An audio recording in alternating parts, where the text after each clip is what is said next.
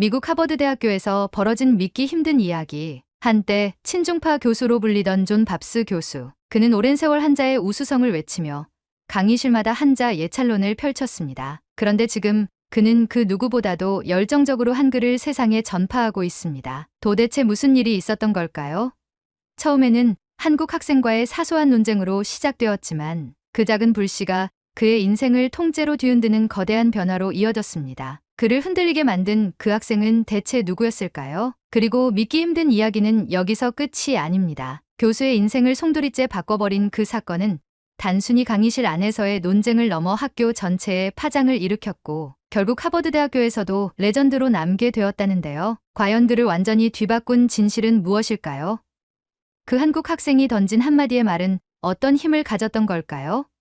이 이야기를 끝까지 듣지 않으면 당신은 이 놀라운 반전의 진실을 놓치게 될지도 모릅니다. 오늘 그 놀라운 이야기가 지금 시작됩니다. 안녕하세요. 저는 존 밥스라고 합니다. 현재 하버드 대학교 국문학과 교수로 재직 중이에요. 어릴 적부터 저는 한자의 깊은 매력을 느껴왔습니다. 부모님이 중국계라 자연스럽게 한자 문화권에서 자랐고 한자는 저에게 단순히 글자가 아닌 예술 그 자체였어요. 제가 한자를 우수하다고 생각했던 이유는 분명했습니다. 먼저 한자의 조형미입니다. 한자는 단순히 소리를 표기하는 기호가 아니라 그림처럼 그 자체로 이야기를 담고 있어요. 예를 들어 사랑의 자를 보면 마음심, 자가 한가운데에 있고 손, 수가 함께 어우러져 있어요. 이는 마음과 손이 함께하는 것이 진정한 사랑이라는 뜻을 내포하고 있죠. 이러한 상형성과 회의 문자의 조합은 한자만의 독특한 매력이라 생각했어요. 한자의 다층적 의미 역시 큰 장점이라 여겼습니다. 한 글자가 상황에 따라 다양한 뜻을 가질 수 있다는 점은 마치 시를 읽는 듯한 깊이를 선사하죠. 예를 들어 화는 꽃을 의미하지만 동시에 아름다움, 잠시 피었다 지는 인생의 더섭음을 상징하기도 해요. 이러한 복합적인 의미 덕분에 고전 문학 작품을 해석할 때 더 많은 상상력과 해석의 여지를 제공한다고 생각했어요. 저는 이러한 한자의 우수성을 학생들에게 은근히 주입하려 노력했습니다. 제 수업에서는 항상 중국 고전 문학 작품을 예로 들었고 원문을 해석할 때도 한자의 본래 의미를 강조했어요. 예를 들어 도덕경을 가르칠 때도 단순히 번역본을 읽는 것에서 그치지 않고 학생들에게 직접 한자를 하나하나 풀어 설명했습니다. 여러분, 여기서 도라는 글자는 길을 뜻하기도 하지만 동시에 우주의 이치를 담고 있습니다. 단순히 왜라고 번역할 수 없는 오직 한자를 통해서만 느낄 수 있는 깊이가 있죠. 그리고 강의에서 학생들에게 과제를 줄 때도 자연스럽게 한자의 미학을 체험할 수 있도록 유도했어요. 예를 들어 가장 아름답다고 생각하는 한자를 골라 그 이유를 에세이로 작성하라는 식이었죠. 학생들은 처음에는 흥미로워했지만 시간이 지나면서 그 반복적인 방식에 지루해하는 눈치였습니다. 처음에는 학생들이 저의 이런 교육 방침에 고개를 끄덕였습니다. 낯선 동양 철학과 한자의 미학에 신선함을 느끼는 듯했어요. 하지만 시간이 지나면서 제 강의에 대한 반응은 점점 미묘하게 변해갔습니다. 몇몇 학생들은 수업이 끝나기도 전에 노트북을 덮었고 질문을 받는 시간에도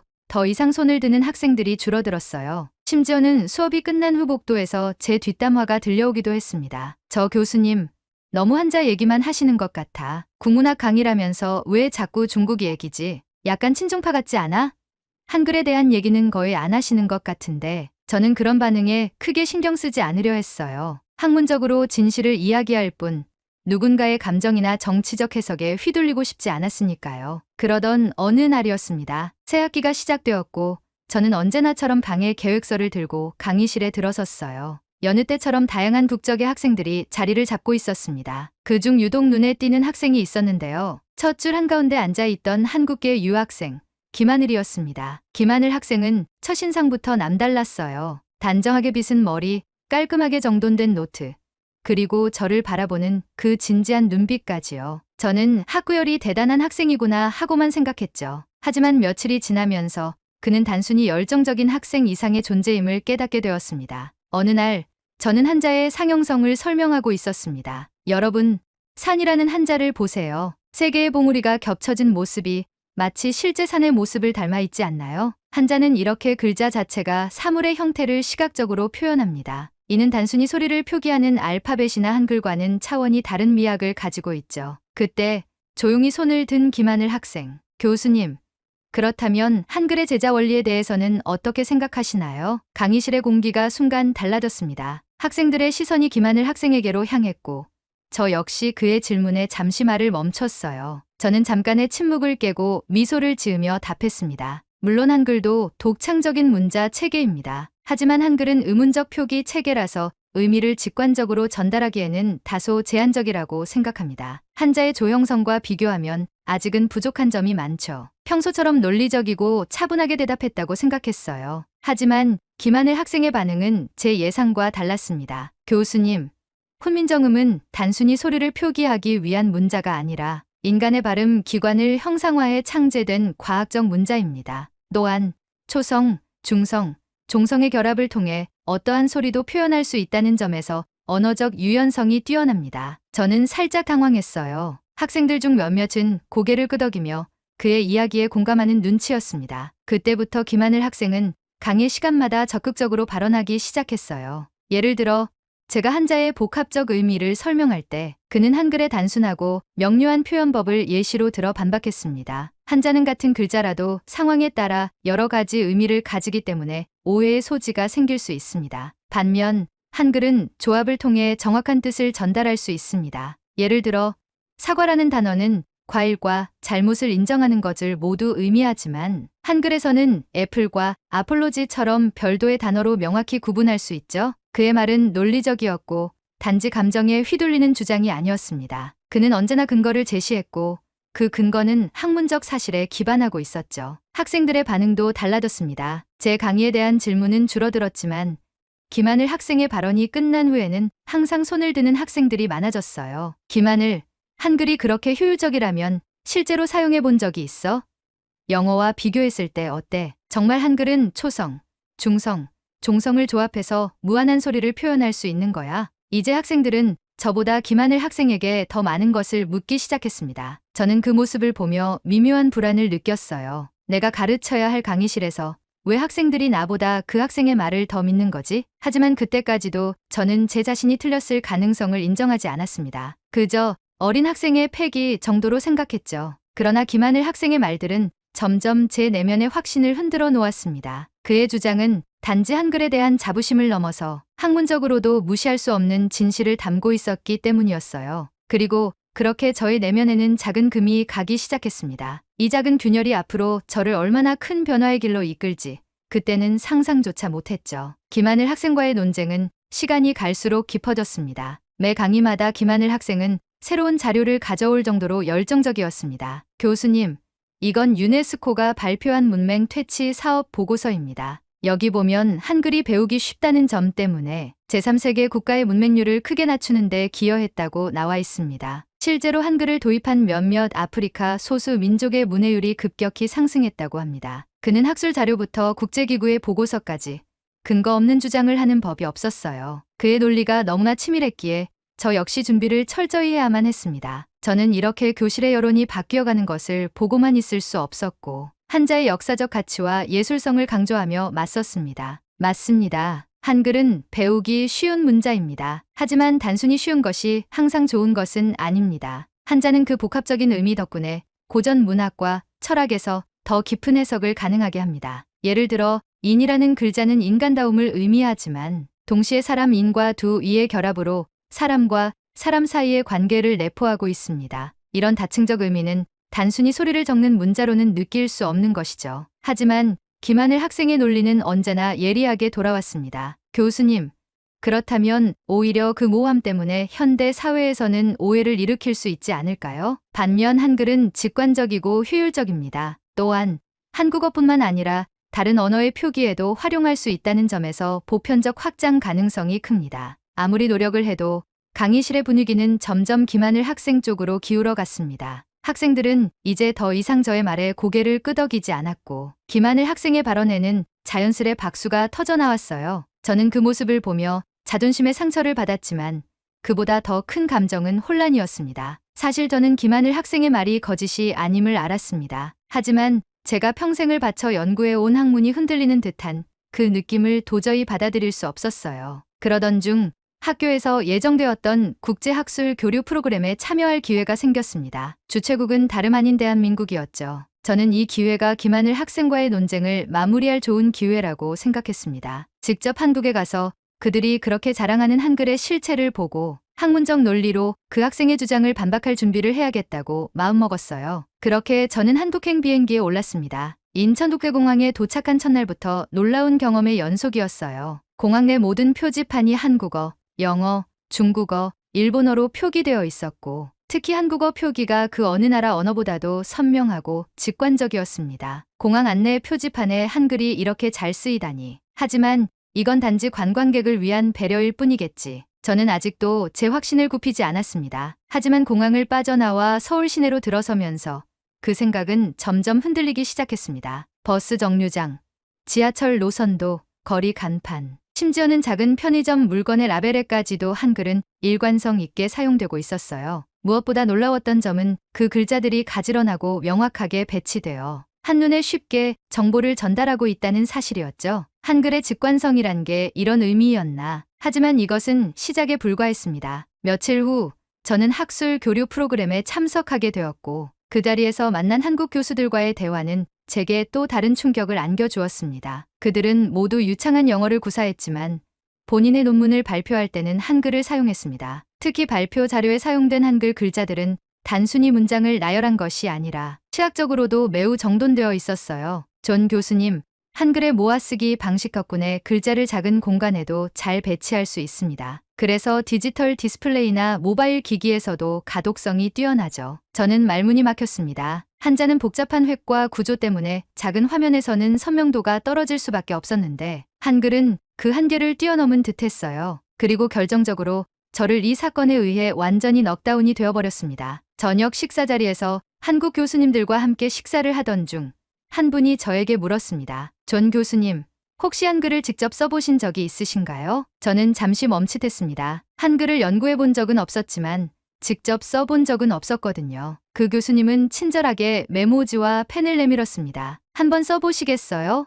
간단한 단어라도 괜찮습니다. 저는 안녕하세요를 써보려고 했습니다. 그런데 막상 써보니 모음을 결합하는 과정에서 자연스럽게 글자가 모아지는 경험을 하게 되었어요. 이렇게 쉽게? 저는 그 자리에서 다시 한번 깨달았습니다. 김하늘 학생이 말했던 한글의 과학적 원리가 단순한 이론이 아니라 실제 체감할 수 있는 진실이었다는 사실을요. 그날 밤 호텔 방으로 돌아온 저는 창밖의 서울 야경을 바라보며 깊은 생각에 잠겼습니다. 내가 그동안 진정한 진실을 외면하고 있었던 건 아닐까? 이제 저의 내면에는 단순한 균열이 아니라 무언가 거대한 것이 무너지고 있음을 느낄 수 있었습니다. 한국에서의 학술 교류 프로그램은 매일이 놀라움의 연속이었습니다. 한글의 직관적인 표기 방식과 효율성을 경험하며 김하늘 학생의 주장이 단순한 애국심에서 나온 것이 아님을 점점 깨닫고 있었죠. 하지만 제 마음속 깊은 곳에는 여전히 남아있는 의심의 불씨가 있었습니다. 그래도 한자가 가진 철학적 깊이는 한글이 따라올 수 없을 거야. 라고요. 그러던 어느 날 학술 교류 프로그램 마지막 날을 맞이해 서울의 한 전통시장을 방문하게 되었습니다. 한국의 진짜 모습을 보고 싶다는 생각이 들었거든요. 시장은 활기가 넘쳤습니다. 상인들의 구수한 목소리, 색색의 물건들, 그리고 어디서나 보이는 한글 간판들. 저도 모르게 그 속에 녹아들어 구경하고 있었어요. 그때 저는 작은 식당 앞에 걸린 메뉴판을 보았습니다. 김치찌개, 된장찌개, 비빔밥, 불고기. 저는 배가 고팠기에 자연스럽게 식당 안으로 들어갔습니다. 주문을 하려는 순간 종업원분께서 밝은 미소로 저를 맞아주셨습니다. 어서 오세요. 무엇을 드릴까요? 저는 잠시 망설이다가 한글 메뉴판을 가리키며 말했습니다. 김치, 찌개 하나 주세요. 그런데 종업원분의 얼굴에 약간의 당황스러움이 스쳐 지나갔습니다. 네. 혹시 김치찌개 말씀이신가요? 저는 고개를 끄덕였고 종업원분은 웃으며 주문을 받았습니다. 하지만 음식을 기다리는 동안 저는 그 짧은 대화에서도 한글의 발음과 실제 소리를 구분하지 못해 생긴 오해를 느꼈습니다. 내가 평소라면 이런 간단한 대화에서도 어려움을 겪지 않았을 텐데 만약 여기가 중국이었다면 한자 덕분에 더 쉽게 이해할 수 있었을까? 그때 옆 테이블에 앉아있던 한국인 가족이 이야기를 나누는 소리가 들렸습니다. 그들은 메뉴판을 보며 음식을 고르고 있었는데 초등학생 정도로 보이는 아이가 부모님께 물었습니다. 엄마, 이거 어떻게 읽어? 된장찌개 맞아? 응, 맞아. 된장찌개. 우리 아들도 한글 잘 읽네. 저는 그 장면을 보며 깨달았습니다. 이 어린아이조차 자연스럽게 한글을 읽고 이해하고 있었습니다. 제가 느끼는 혼란은 단지 제가 한글을 배워보지 않았기 때문에 생긴 것이었을 뿐, 한글 자체가 복잡하거나 이해하기 어려운 문자가 아니었던 겁니다. 잠시 후 주문한 김치찌개가 나왔습니다. 뜨끈한 국물에서 나는 얼큰한 향이 기분 좋게 퍼졌어요. 한 숟가락을 떠먹으려던 그때 저는 젓가락을 떨어뜨렸습니다. 뜨거운 국물이 튀면서 손목이 데인 것이었습니다. 놀란 종업원분이 달려왔습니다. 괜찮으세요?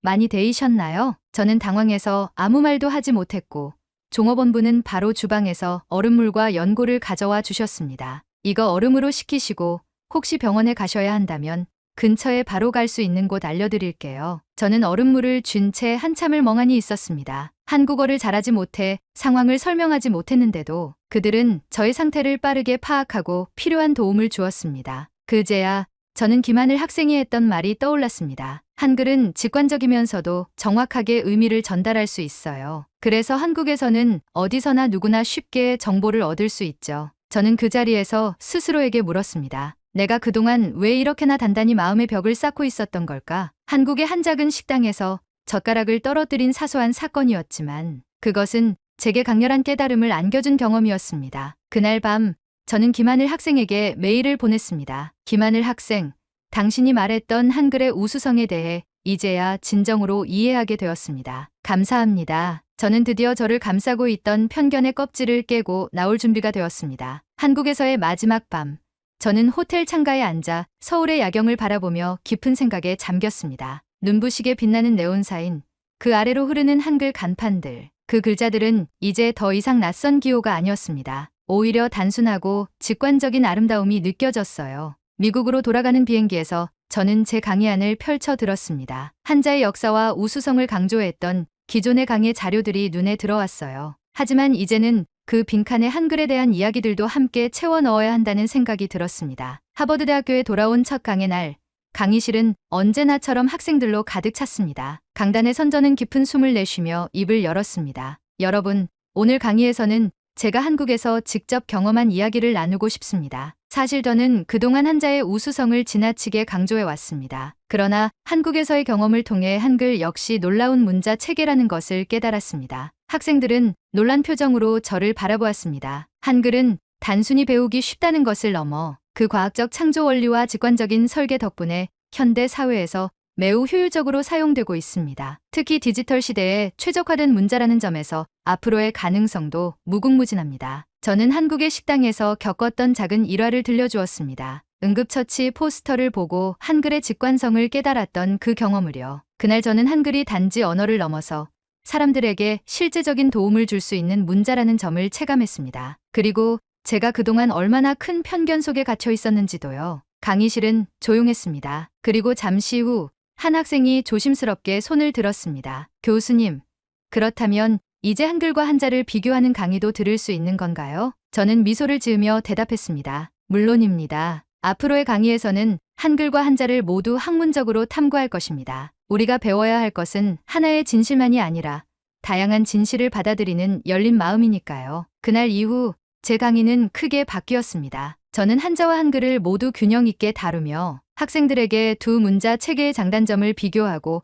스스로 판단할 수 있는 기회를 제공했습니다. 특히 김하늘 학생과 함께 한글의 우수성을 주제로 공동 연구를 진행하게 되었습니다. 그는 연구 보조로서 뛰어난 역할을 해주었고 우리는 함께 논문을 작성해 학회에 발표할 기회도 얻었어요. 시간이 지나면서 제 강의는 학내에서도 화제가 되었습니다. 존 팝스 교수님 강의 들어봤어? 예전엔 한자 얘기만 하시더니 이제는 한글에 대해서도 정말 깊이 있게 다루신대. 맞아.